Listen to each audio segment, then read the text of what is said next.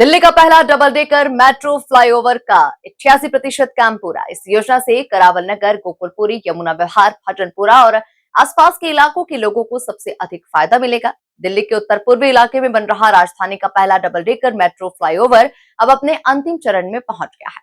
परियोजना का लगभग 88% निर्माण कार्य पूरा हो चुका है और अधिकारियों का लक्ष्य से वर्ष 2026 के अंत तक जनता के लिए खोलने का है।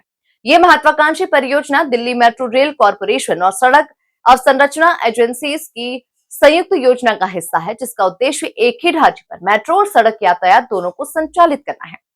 इसके पूरा होने से उत्तर पूर्वी दिल्ली के लाखों लोगों को ट्रैफिक जाम से राहत मिलेगी और यात्रा पहले की तुलना में और अधिक तेज और सुविधाजनक हो जाएगी। ये double decker flyover Gokulpuri, Karawal Nagar और आसपास के क्षेत्रों को बेहतर कनेक्टिविटी प्रदान करेगा। इसकी सबसे बड़ी विशेषता यह है कि ऊपरी स्तर पर दिल्ली मेट्रो का ट्रैक होगा, जबकि निचले स्तर पर वाहनों के लिए फ्लाईओवर बनाया जा रहा है।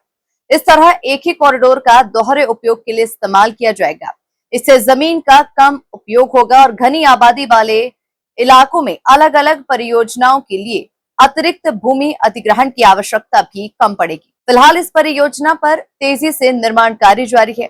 अधिकांश पिलर, गर्डर और फ्लाईओवर का मुख्य ढांचा तैयार किया जा चुका है। अब अंतिम चरण में सड़क निर्माण, ट्रैक बिछाने, बिजली व्यवस्था, सिग्नलिंग, सुरक्षा उपकरण और फिनिशिंग का काम किया जा रहा है। निर्माण एजेंसियों का कहना है कि निर्धारित समय सीमा के भीतर परियोजना पूरी करने के लिए कई स्थानों पर दिन रात काम चल रहा है। इस परियोजना के शुरू होने के बाद करावल नगर, गोकुलपुरी, यमुना विहार, भजनपुरा और आसपास के इलाकों के लोगों को सबसे अधिक फायदा मिलेगा।